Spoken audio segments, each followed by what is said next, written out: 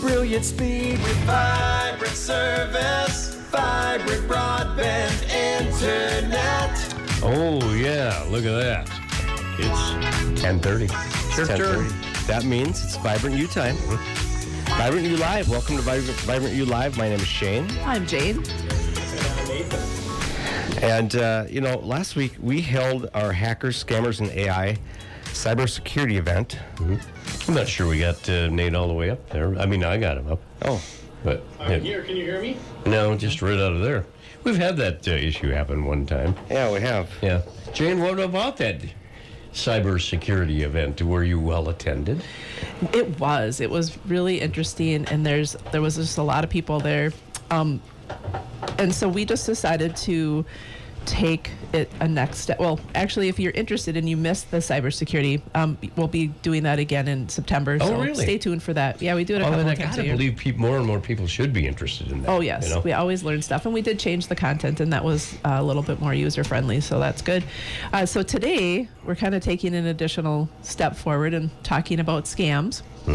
And maybe you could be part of this. We're talking about I don't want to scam people.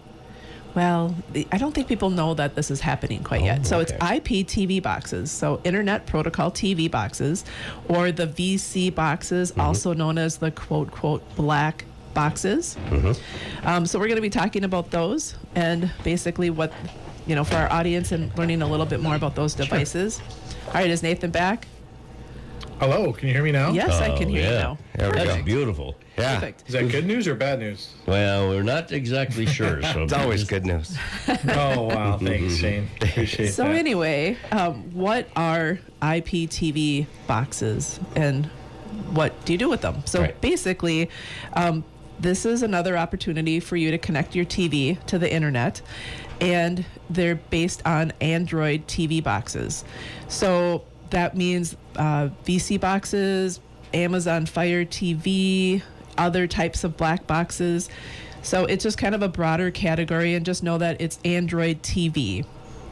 And basically, again, you connect it to the TV, and you connect your TV to the internet, and you can install apps, you can stream content and access digital entertainment, just like you can with other devices. like my DirecTV and Right. And just to let the audience know, Android is an operating system, kind of like Microsoft Windows would be, or Apple iOS. Android is an operating system, so that's what that is. Yep. And so how you use this hardware, so basically it's very similar to what you do non-Android world. You're going to connect your TV to the internet. You're going to install the apps from Google Play or another app store. And then you're going to stream the media from a legitimate online service that you subscribe to. And then you can also play your personal media files. So essentially, like I said, they're streaming devices, but they have internal hardware that is a little different than the devices like Roku, Google TV, or Apple TV. So how do they compare to those? So a lot of people have heard of Roku's, Fire TVs, Google TV, and Apple TV. The big difference between these quote-unquote black boxes is the biggest thing is they're more open, and they kind of can allow more different types of apps, for better or worse. They're kind of more open source. When you got like a company like Google or Roku or Apple or Amazon, they have their own app stores typically that they vet more of the apps and products that you can get through them. There's generally more security that way.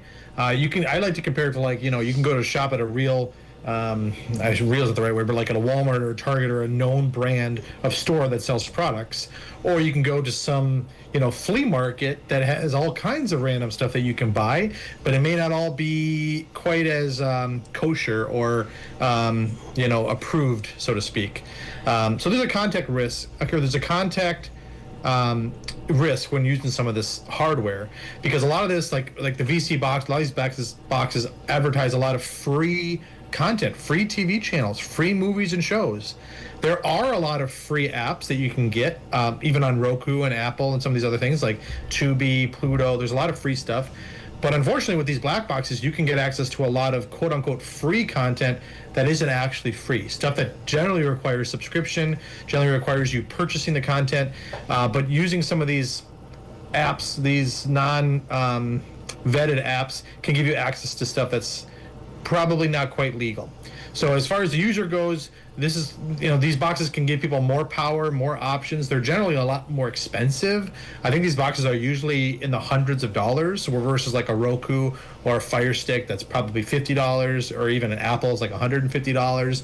These can be hundreds of dollars. They can be pretty powerful devices. They give you access to legitimate apps like Netflix, Amazon, but unfortunately you can also get access to apps that aren't quite as legal and vetted as others, and certainly not as secure. Right, and what these apps do is a lot of times these apps allow what's called peer-to-peer networking or peer-to-peer technology.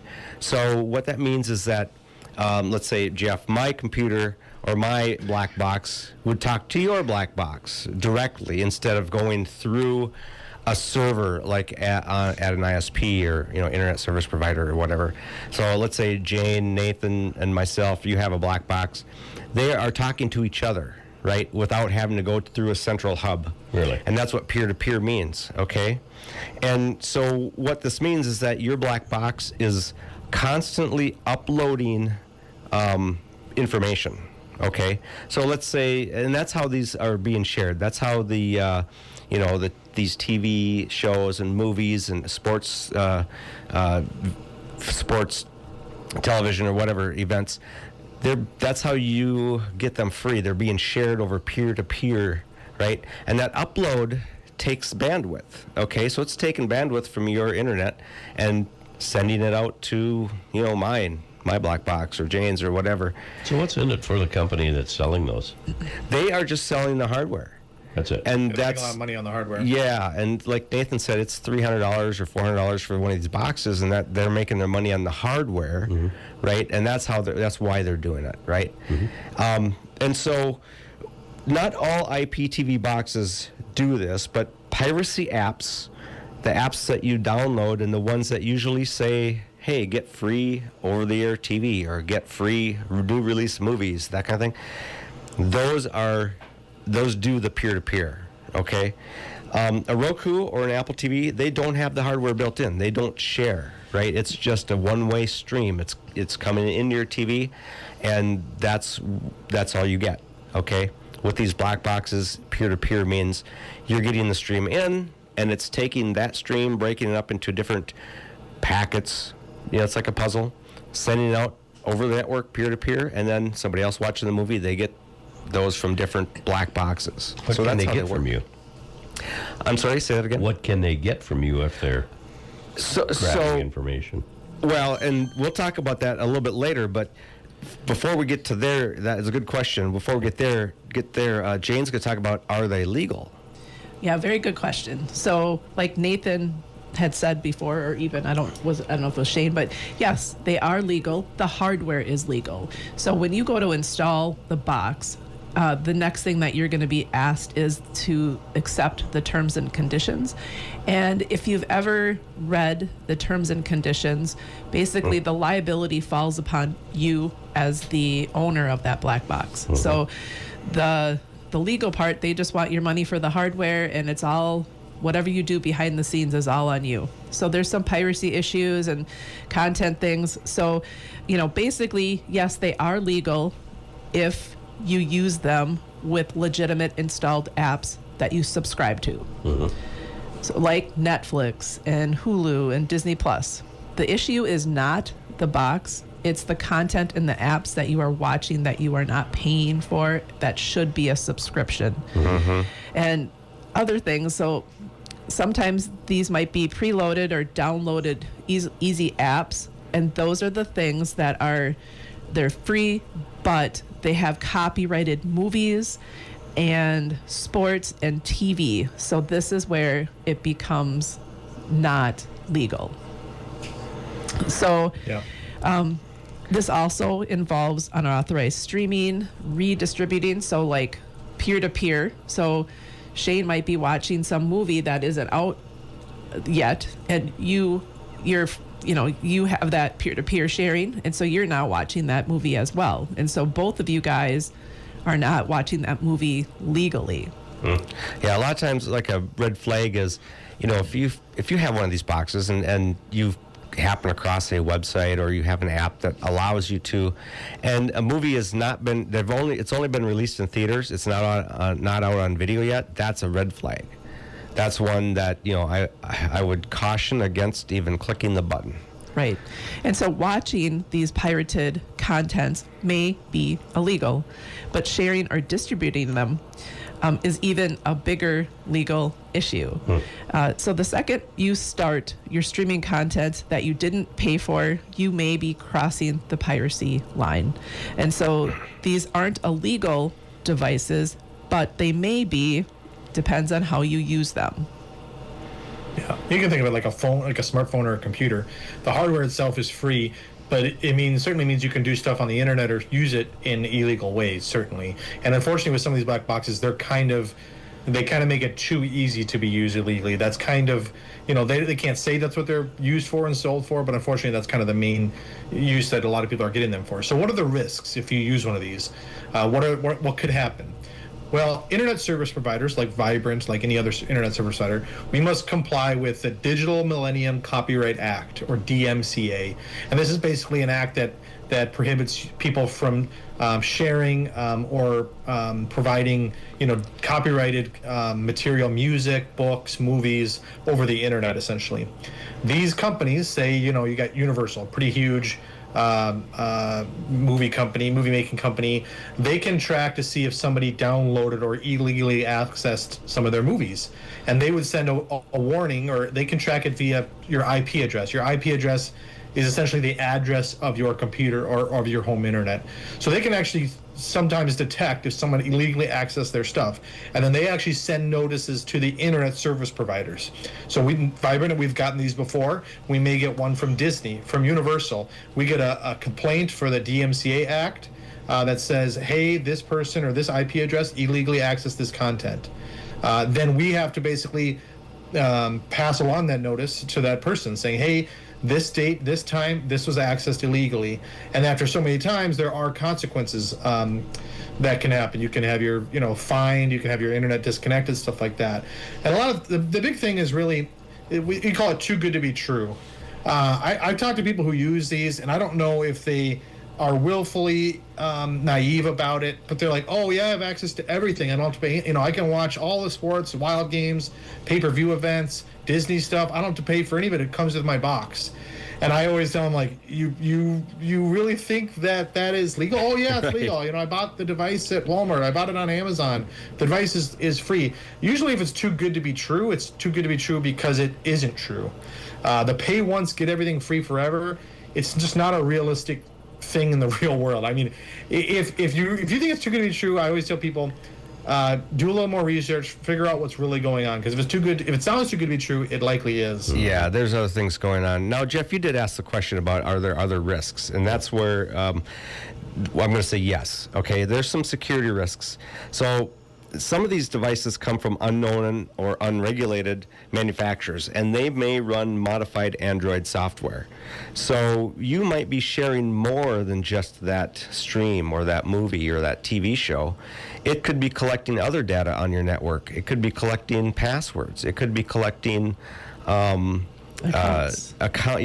numbers, credit card numbers. Mm-hmm. So, just recently, actually just the other day, a lot of routers now became, the government had changed the routers that have to go through recertification, because a lot of these are made overseas, and there's just not, they're not trusting that they're not sending information back to that country. Mm-hmm. Okay, and that's the same with these.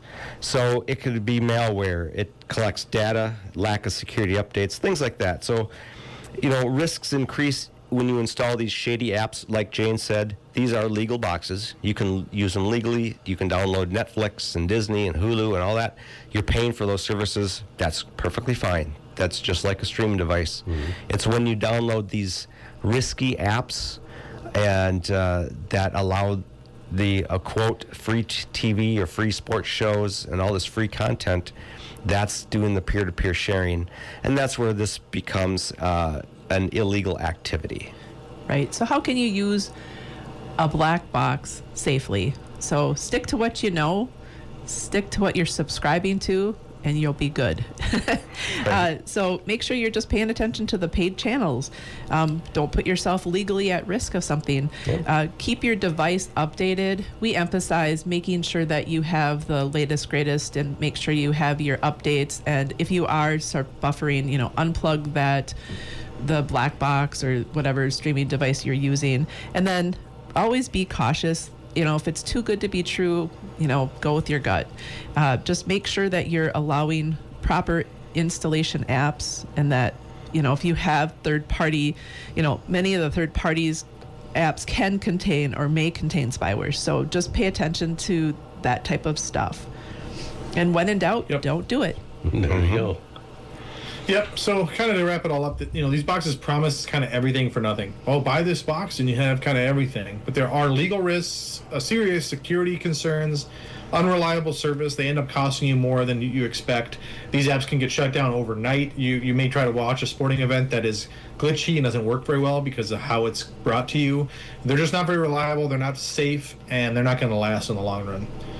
So it's kind of a quick fix, but you may end up paying a pretty large cost in the end. So if you have questions about streaming, about these devices, about Vibrant, or about internet services, call us at 693-3231 or visit our website at vibrantbroadband.com. As always, you can catch the replay of our radio shows on Facebook or YouTube. Just search Vibrant Broadband, and listen live on Wednesdays at 10:30 here on KLFD. All right. Well, thank you, Jeff, for having us. You betcha. Thank you, audience, for listening. My name is Shane. I'm Jane.